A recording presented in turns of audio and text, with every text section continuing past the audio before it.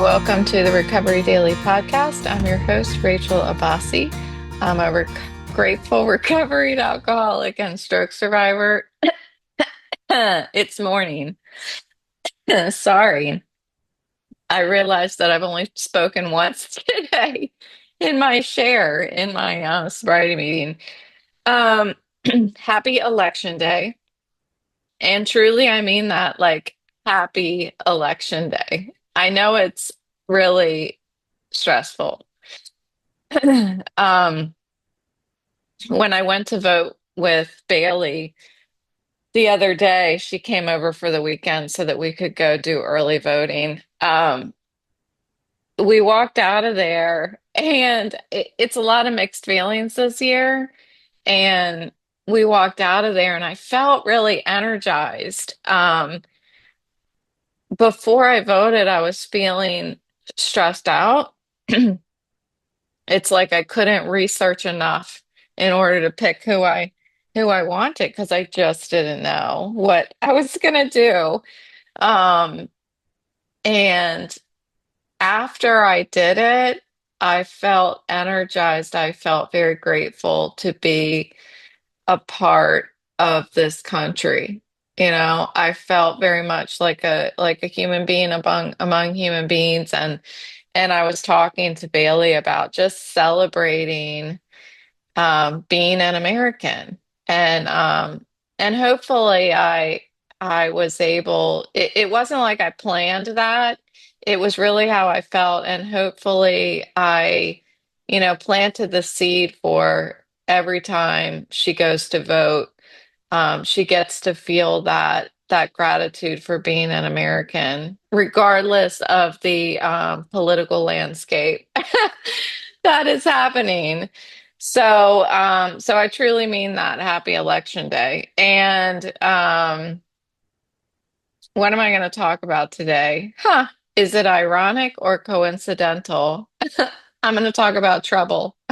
I want to talk about um, what it felt like, what it was like and what it's like now, when I'm dealing with trouble, and ways that I'm able to really pinpointing the Serenity Prayer and what that did for me in early sobriety.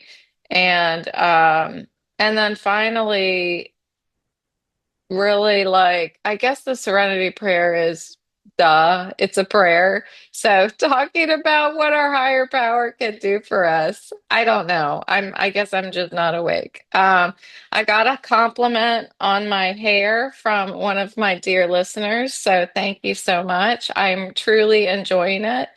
I think I might be one of those annoying people that just moves my head around so that my hair flows. I like it. It's been long for so long that it just feels so nice and healthy to have it short right now. Anyway, thank you for the compliment.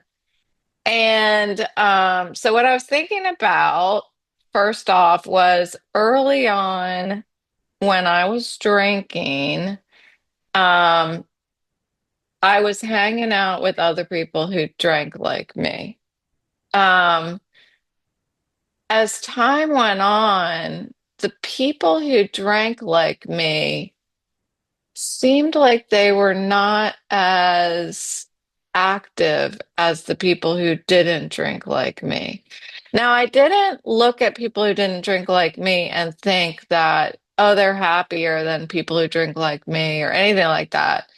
Um, I didn't look at the people who drank like me and think, oh, they're miserable and have self-pity just like me. Like, I wasn't aware of any of that stuff. Um, but in retrospect, I can see that the people that drank like me were suffering like me. I see that today. That's not to say that the people that I was hanging out with when I was drinking, I'm not saying that they're miserable people. I'm just saying that during the times that I was heavy drinking, the people that chose to heavy drink with me, um, we're all so struggling.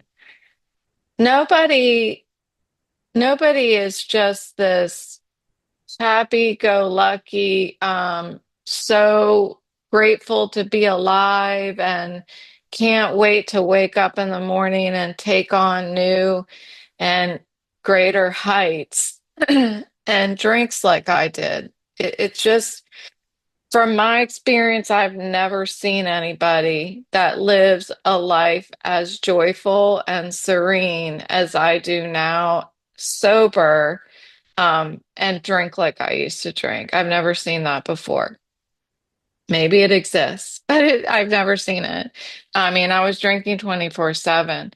So, what I've recognized over the course of my sobriety is how um, the sick and suffering commiserate with each other. Commiserate, I think it's commiserate with each other.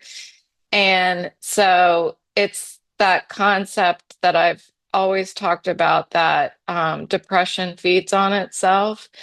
Um, I remember talking to my husband years ago about folks that we work with at whatever job we may have been at the time, and how the people that have bad attitudes about work hang out with each other.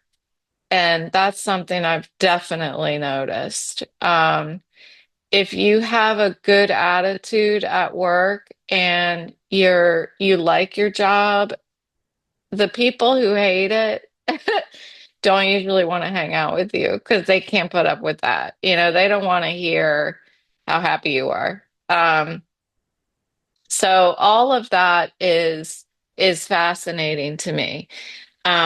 That is how I dealt with trouble when I was drinking, was I hung out with other people who were not dealing with trouble. I dealt with it by not dealing with it and hanging out with other people that weren't dealing with it. We were self-medicating. That's what we did. And it worked for me for a really long time until it didn't work anymore.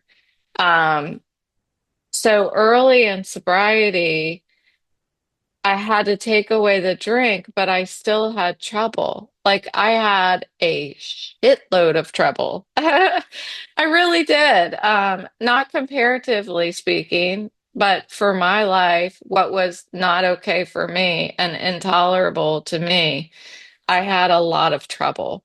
And in early sobriety, how do you deal with your trouble when you've taken away the thing that you were self-medicating with, but you don't yet have the tools to subside that increasing anxiety and self-pity and frustration and anger and all of those really hard feelings. Um, what do you do?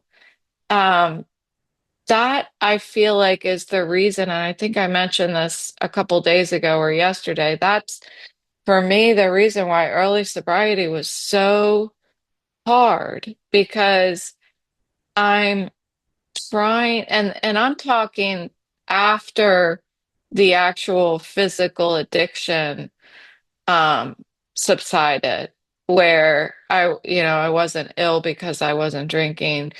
After that subsides, there's the emotional piece, and the mental obsession, where what do I do? I don't have the tools. I haven't been taught yet. And that's why we talk about calling your sponsor every day. And what I was given, that, I mean, before I even really had any intention of stopping drinking, when I went to AA, because I thought AA was just gonna make me be able to drink healthy. But no, it was weird. But when I went early on, I was given this glass, I don't know, this glass like statue thing that had the Serenity Prayer on it. And that was the gift, the tool. It was like my first tool that I was given. And that thing, at first I put it in my bathroom on this little ledge beside my bathtub facing the toilet. So whenever I was in there doing my business, I would look at it and I would read it. Um, but I didn't really see into it. I was reading it on a surface level. And I read it like every time I went to the bathroom. So it became something that I was just almost memorizing, but yet not really knowing what it was going to do for me. And then the more I went to meetings, the more I heard people share the value of that prayer, the Serenity Prayer, and what it does for them. And then I was reading it a little differently. I was actually trying to understand what it meant. And it's so simple, the prayer, but yet there's one guy in my sobriety meetings who said after 3 years, he had an epiphany and understood what the Serenity Prayer um, meant to him. And I think just yesterday I was talking about I had this epiphany. That's what happens where I keep showing up to the same meetings every day. We are reading the same stuff year after year, but yet I have a new perspective on it at any given time. And I just kept reading it. And I kept having new perspectives on what it meant for me over that time. And it wasn't until I actually stopped drinking that that prayer went from being on that glass uh, sculpture thing to being something that I could have in my pocket and pull out whenever I needed it. Um, it took some practice for me to think about that when I was facing some kind of trouble, to think, oh, the Serenity Prayer, say the Serenity Prayer. Like that wasn't automatic for me, even after I had been reading it on the toilet for a couple years or at least a year. I think it was a couple years. It still wasn't automatic. My sponsor had to remind me, have you prayed about it? Because I didn't have a relationship with my understanding of a higher power or God at that time. I guess I had an understanding, kind of, but I didn't know how to build a relationship with that understanding. And she kept reminding me of that. And the more she reminded me, the more I remembered. To this day, I forget. I forget some of my tools that I have in my sobriety toolbox. But the Serenity Prayer was, I believe, one of the first tools. I think having a sponsor, I think Boris is about to fall off the bed. Sorry for the interruption. I think, oh, he just saved himself. Live action. He just saved himself from falling off the bed. He was sleeping and he started stretching. And I was like, oh my God, that fat 70 pounds is going to roll right off and slam onto the floor. He's all right. He's all right. He's not hanging off the bed now. The meetings and having a sponsor were my first tools. The Serenity Prayer, that was right up at the top. Um, And gosh, it just takes practice. It took practice going to meetings, took practice trying to build a relationship with my sponsor. And those things reminded me of the Serenity Prayer. And um, I heard somebody say this morning, build a tolerance for how much trouble I could manage. And manage is kind of a powerful word in itself in the program. Um, but in sobriety, I started to be more okay when I would face trouble because I was able to look at trouble and break it down into what do I have control over and what do I not have control over. What I don't have control over, I've gotta I've gotta learn how to accept it. I don't have to like it, but I do have to accept it. I have to accept that I don't have control over it. Number one, it's like looking in a mirror at yourself holding a mirror. It's like I got to accept the fact that I have to accept it. And then I get down to, okay, what is it? What is it that I'm accepting? It's just there's so many layers to unpacking all of the complex emotions that we have, especially when they're negative. And when I was drinking, I had so much pent up, complex, negative emotions that I shared this morning.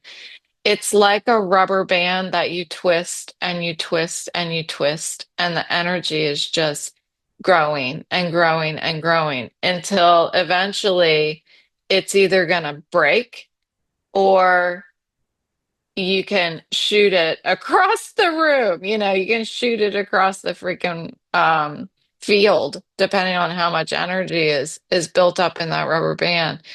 And I shared this morning that I had so much anxiety and pent up energy when I was drinking that I could have powered the city. I spent so much time sitting, worrying, building up that energy and not doing anything about it. And as I sat in that energy, it's almost like it started to grow branches into what I think about myself, what I think about others in my life, what I think about my life. Um, the energy branched out into negativity towards things around me, people, places, and things. Um, so when I would drink, it would the rubber band didn't work anymore. It's like it's that feeling that we feel when we take a drink. You alcoholics know what I'm saying when it's like that first drink that makes you just go, oh, it's just like that's how profound that first drink felt when my rubber band was wound up tight. It was like immediate release. Yes, I don't have to deal with this right now. I don't have to deal with anything. I just drink, just self-medicate. And by the end of tonight, it will all be fine. And I will go to sleep. But what I was doing was I was making my brain not work. I was poisoning my brain so that it didn't work. That's what I was doing. Um, that that wound up rubber band was the muscles in my shoulders. And it was the hamster, Herbie the hamster running around in my head. That's what the rubber band was. And if I poured alcohol over it, it just released. And it was such a good feeling, that I found some. sort of self-medication that immediately made me feel better. So I'm like, this is it. This is what I've needed my whole life. Um, it's hard for me to pinpoint whether like my troubles came before the drinking or the drinking came before the troubles. I had troubles in inward troubles, like emotional, mental, spiritual. I had an invisible illness that needed to be addressed. So if I were to think from that point of view, that depression and anxiety that I've had my whole life, then yeah, that came first. And as I tried to live a daily life, um, and I didn't address that invisible illness, it got worse. Um, the more circumstances I was in that were overwhelming to me, the worse that invisible illness got.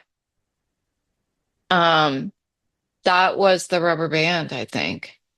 And when I was a kid, you know how like you can get those skinny rubber bands, and they stretch further. And then the thicker rubber bands, they're tighter. They don't stretch as far.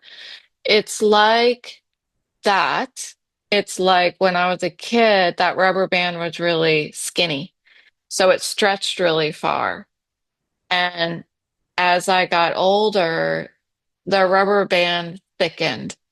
And it's like my tolerance for problems, it didn't stretch as far.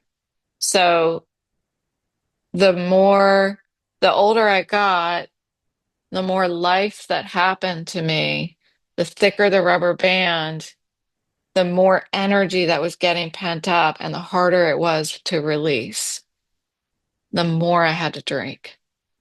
I hope that makes sense because it makes sense to me. Um, Today, like when I put down the drink, what did the rubber band look like? Oh boy, the rubber band didn't stretch at all. It was really just wrapped around me like a rope. That's what it felt like. But I had the folks in my fellowship that helped me just untangle it. Um, it didn't stretch anymore, so it needed to be just cut. You know, my attachment to alcohol needed to be cut. And the people in the fellowship were there to hold me when that was released. And they gave me guidance as to, okay, this is how you can live without feeding that rubber band energy. You can pray, you can go to meetings, you can call your sponsor, you can have a home group. Um, Today, like, yeah, I sometimes, well, especially like earlier last year, let's see, where are we at? We're in November. Gosh, it's amazing that we're in November. So in June of 2023 and through December of 2023, I don't even know, for that year, um, I did feel that rubber band tightening up again. And that's why I went to see the psychiatrist because I didn't know what to do. I didn't, all the tools that I have in sobriety weren't working when I was facing a disability chronic pain, insurance companies that want to, that are, you're guilty until proven innocent kind of thing with insurance companies. The anticipation of what does my life look like without a career? What does my life look like as a medically retired person with this very strange disability that I have? Um, I felt the rubber band tightening back up again, but I have these wider circles of tools that I can lean in. If the first layer doesn't work, then I can, you know, seek professional help. And that's what I did. That's what I needed. So the tools of my program, the Serenity Prayer, sometimes I need more, but it was absolutely one of the first tools that actually worked for me. I didn't know what it was doing for me, um, other than I just kept repeating it. And I kept telling myself, like, I was growing the wisdom. That's what I was doing. I was trying to figure out, can I control this or not? And then if I couldn't control it, it was a little easier. It loosened the rubber band a little bit when I recognized, like, you can't do anything about this, so try to let it go. Where the God box came in, that was another tool that I got. Something I heard this morning was, if you don't pick it up, you don't have to let it go. And well, that's profound too, isn't it? If you don't pick it up, you don't have to let it go. That's easier said than done, but I'm learning how to start doing that now with 8.5 years of sobriety. I'm starting to learn um, not to pick it up and figure it, not to pick it up and think, can I control this or not? Instead, I'm looking at it from a distance and saying, can I control that or not? And if I can't, I'm not even going to pick it up. It's none of my business. It doesn't impact me, and I can't let it have an impact on my sobriety. So, I'm going to end you with this because this was really cool that I heard this morning. Um, Somebody said the laziest prayer that you can say is, in the morning, you say whatever, and at night, you say, oh, well. And I thought that's really cool. Um, if somebody is really starting to build that relationship with the higher power of their understanding, and they want to develop a routine of prayer, it's really cool to say whatever in the morning, because what that means is, whatever you have in store for me, let it be, let it.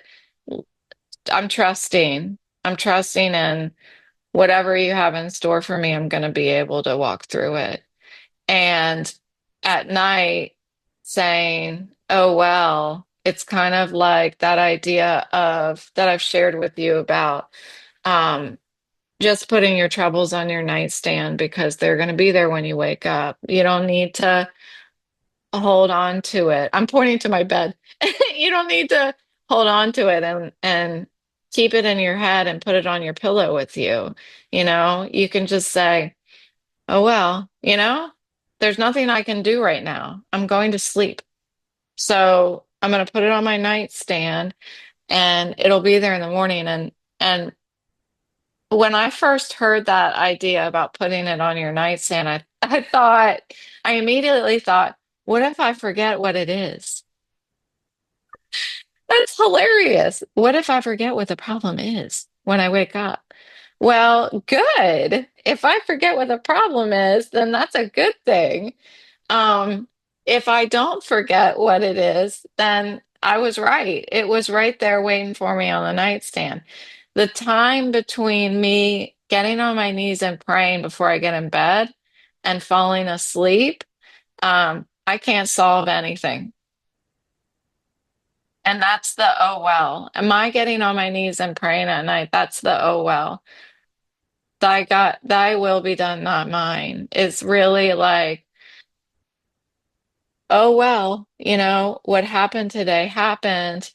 There's nothing I can do about it right now. First things first, I need to get some sleep so that I re-energize myself for tomorrow. Not energize the rubber band, but energize my spiritual fitness.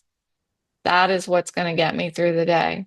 So, lots of cool ideas I heard shared this morning and brought a lot of cool ideas in my head. So it's going to be a great day to think about all of these really really helpful things that allow me to manage my troubles. And whether managing my troubles means that I have control and there's something I can take action on or not, I am gaining the wisdom to know the difference. So thanks for listening today, and I'll talk to you tomorrow.